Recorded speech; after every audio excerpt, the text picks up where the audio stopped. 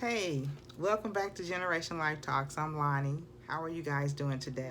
I know it's been a minute since we put out a video, but we are back. We've had some life issues to take place, which I'm sure everybody can relate to. But by the grace of God, He's walked us through those things, and we're headed towards the other side. So we thank the Lord for that. So I just want to say, welcome back to our channel. So today I'm not going to hold you long. I just want to share half of a story, but it is the most important portion of the story. My subject today is how I planned and how I executed my escape from my abuser. I know, right? And I pray that someone will listen to this message, take it seriously. It will be a template for someone, or maybe many, to do what they need to do for themselves and their children. I can't tell you how many attempts I've made to make this one video. So here we go. Okay. The first time. So I've had two incidents, and I'm going to make another video for the other relationship, okay? The first relationship, it lasted 6 years, and I had two children. I entered the relationship with one small child, and I had another child within this first relationship. So 6 years in the relationship, two small children, one by him. Within the first year, I had applied for Section 8, right? So I had applied for Section 8 at the beginning of the relationship. That was my first time experiencing abuse. So I didn't know what to do with it. I didn't know. Anyway, you're going to keep it moving. So at the end of the 6th year, when my best friend at the time, I'll never forget what she said, because I actually believe it was the thing that made the light bulb finally go on over my head.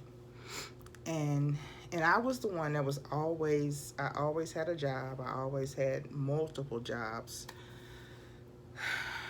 But Section 8, it took so long for Section 8 to come through. It actually took 6 years for Section 8 to come through. So one day I was talking to my best friend, and she had gone through all the ins and outs and all the fights, and she heard everything. She even, partnered up with me to go against him on several occasions, and I would just let him come back in. I know people can relate. And there was this one time that I was talking to her on the phone about him yet again doing something, and I think she finally hit the wall, and she said to me, "Look, when you finally put him out and leave him out, then we'll talk about him again. But until then, stop talking to me about him." I was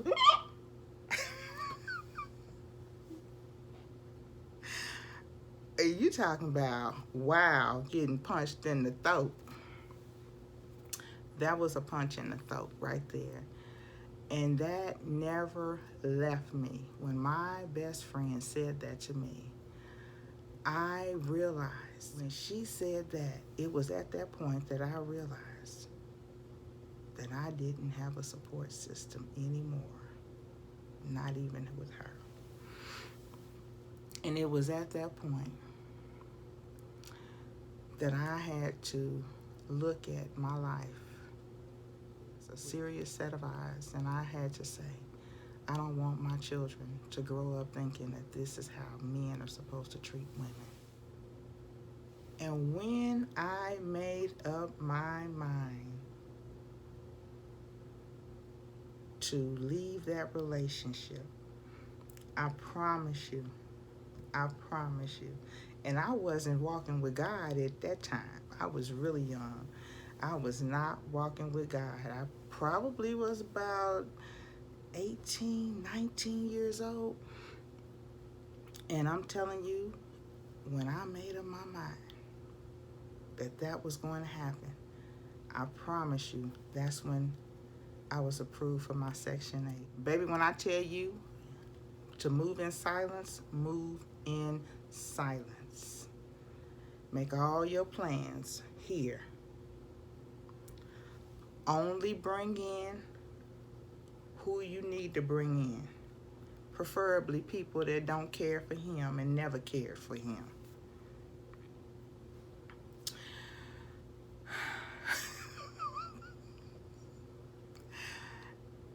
So at that time, that was my mother. Even though she wasn't a good support, she didn't like him and how he treated me. But she couldn't do anything about that because it had to be. It was up to me to decide to leave that situation. So I made her aware that my Section 8 came through, and I made her aware of my plans. And because I don't think I had a car at that time. I think I was riding a bus.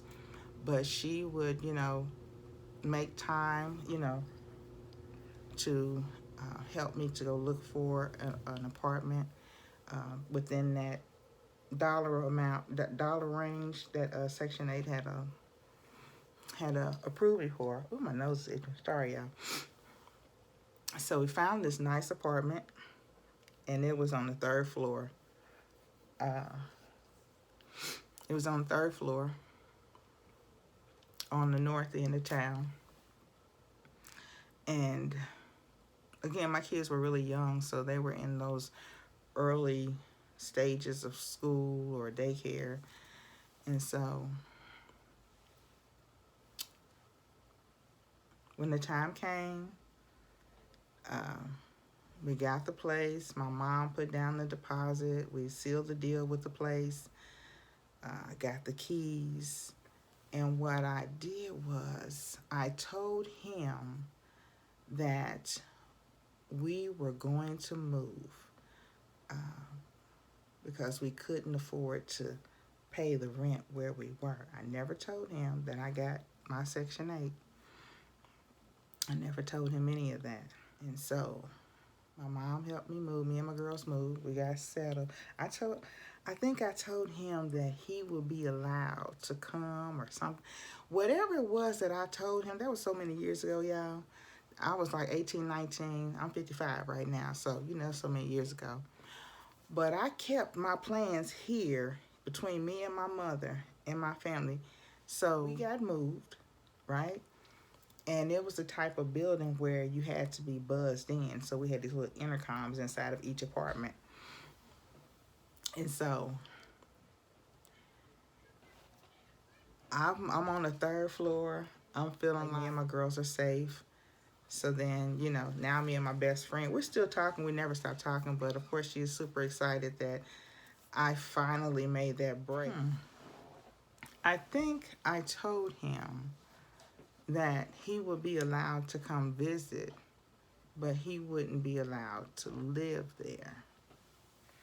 And see, in his head, he was thinking that he would just come visit and just never leave. I already knew how that was going to work. But in my head, I think, being young, nobody giving me any techniques, in my head, I was thinking that by me being on the third floor, by being a locked building, that I would be cool. My thinking was still flawed. And so, and I didn't want to keep him away from our child. So he didn't come around, right? It seemed like he respected that boundary, that he wasn't moving in, he wasn't allowed to move in. And so shortly after my I moved in, my best friend came over to visit and brought her children, and it just felt like something totally different. I was a brand new person, but still, you know, still living in that abused woman mindset, looking, watching, checking, all that stuff, being shell shocked. It takes a minute to get out of that, after you leave an abusive relationship. It takes a minute for you to get out of that state of being shell shocked. So anyway, my friend would come around, and that was cool. So I was starting to open up a little bit more, and so I was trying to learn how to navigate in this new space of being single with 2 children. And it's not like I had help anyway, because he was into whatever he was into, so he would be all over the place and wasn't one to be counted on.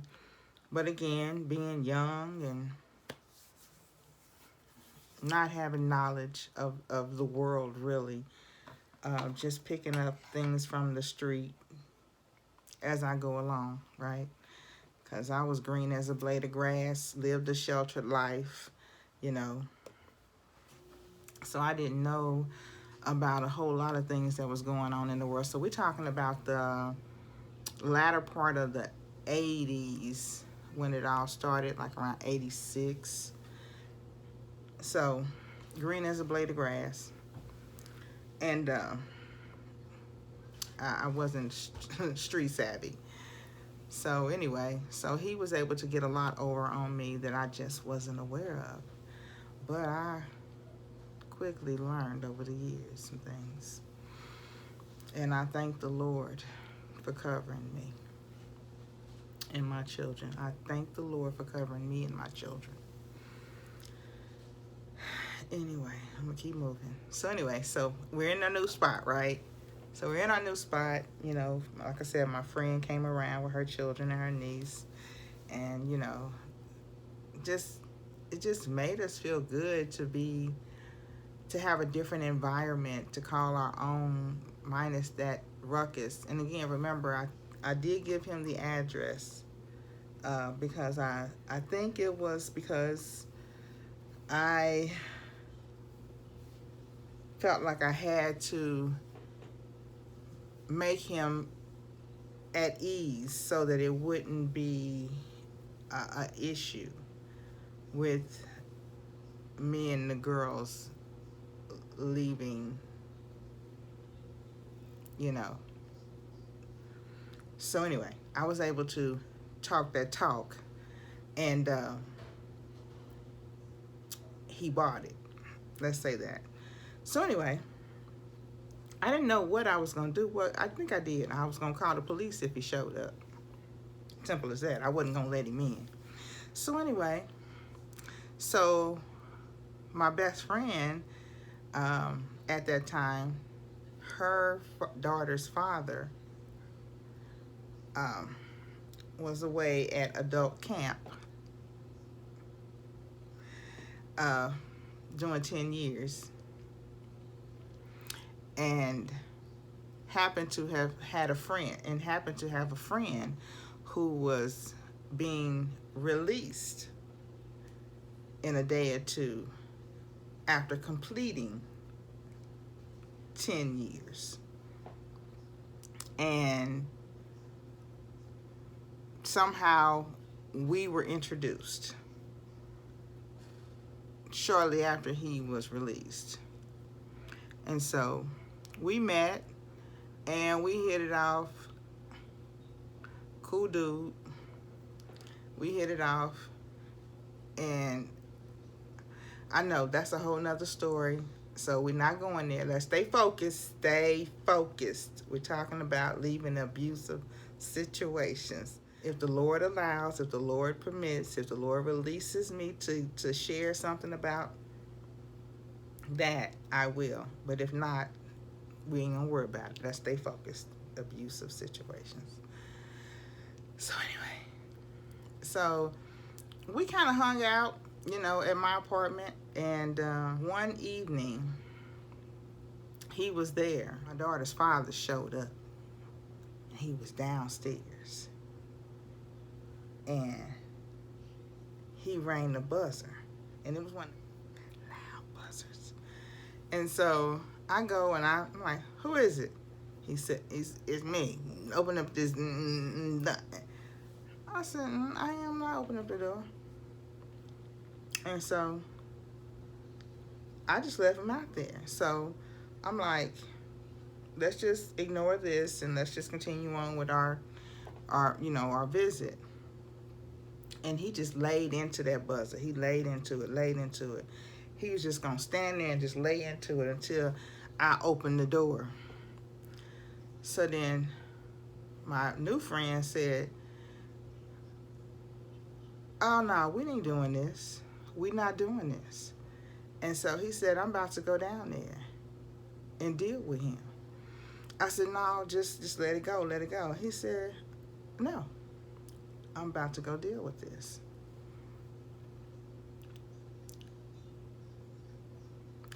I don't know what he did, but I didn't hear back from him anymore. I promise you. I didn't have no more issues, no more doorbell rings, no more buzzers, no more issues. So that was my experience with, somebody else helping to run off another person. That was not my intention. Didn't want to involve anybody else in my foolishness because I didn't want nobody else to get hurt trying to come to my rescue. That's why I was like, just leave it alone. Eventually he'll get tired, he'll go away. But my friend wasn't having it. He said, I'm gonna deal with him. He like 2 days after penitentiary after doing 10 years.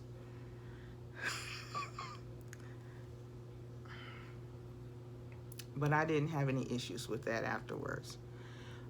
So that's that story. So the moral of the story is move in silence. Do what you need to do. What I will not recommend is sharing where you plan to go. When I did it, it was stupid. But I felt like that's what I had to do in that moment so that we can freely pack up and leave. And I was, I guess, in the mindset of I'll deal with him if I have to deal with him. And that would have been calling the police on him, not letting him in the building and just calling the police on him. But it was actually handled in a different way that I didn't even expect. And it's interesting how all of those events were orchestrated because I carefully planned everything and only gave him a little bit of information, just enough so he wouldn't trip out on me because we were moving, right? Because I think I did it in such a way where he actually thought he was going to eventually be able to come in and stay with us. So, and then for us to move, and then for me to be introduced to that individual, for him to show up one night trying to get in, and that individual was there, and that individual handled the situation where I didn't have to deal with that.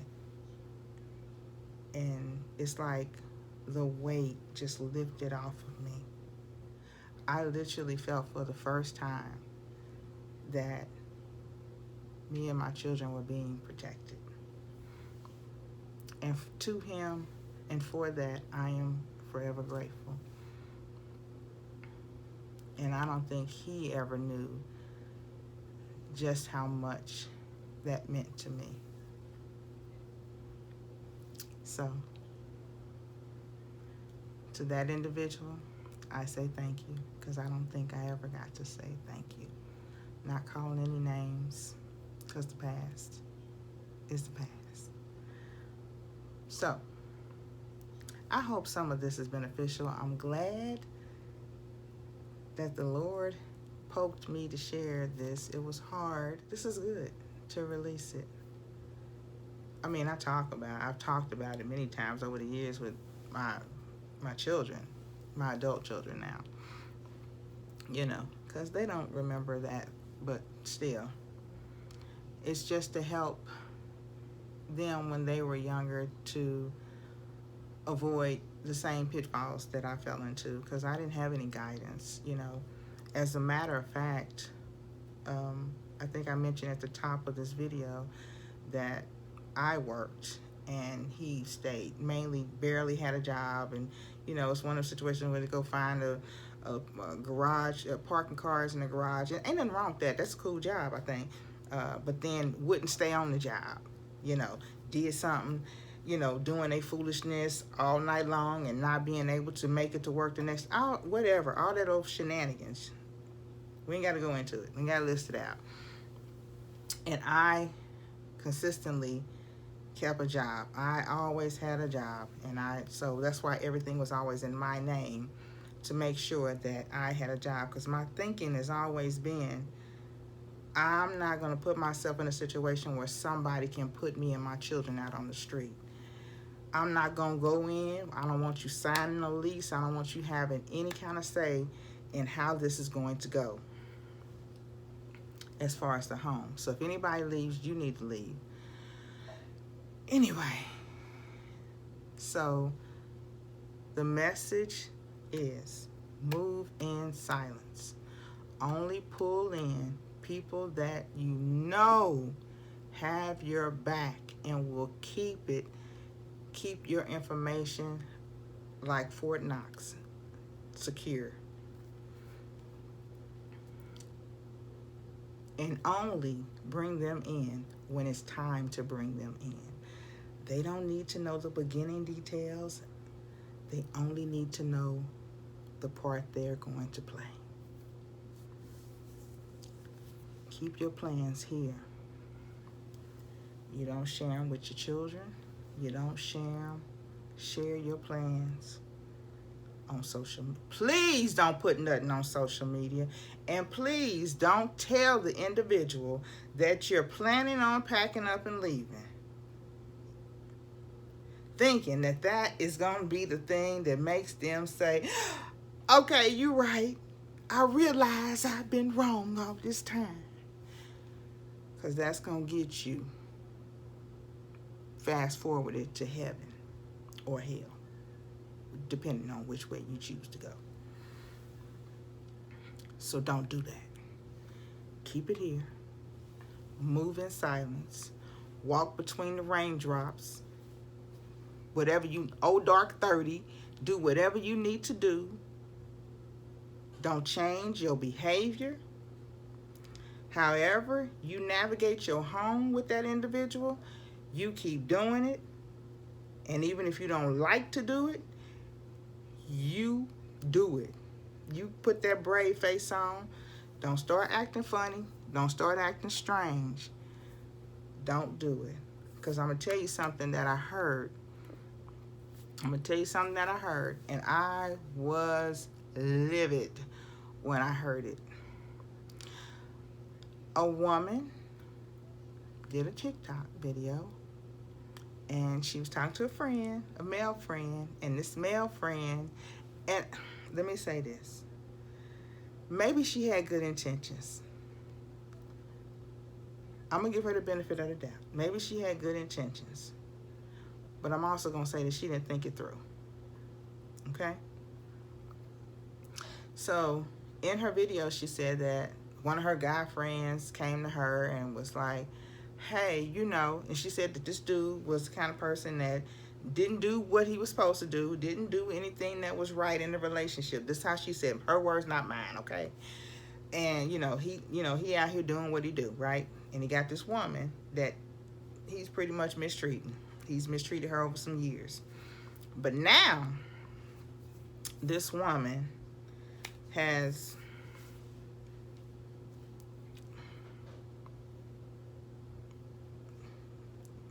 Y'all know what we do.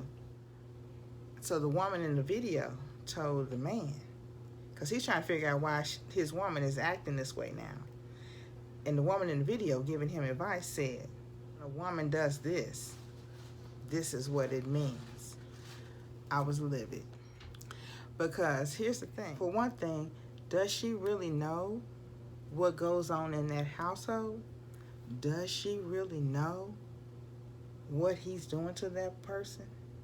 Because remember, he's the one that's talking to her, want to know why his woman has now started behaving differently. And she goes on to tell him what she believes is the reason, why she's doing it. And this is what women do after, so many times of trying to get you all to act right. This is what women do. You know how dangerous that is for her to share that information? You know how dangerous that is? Okay.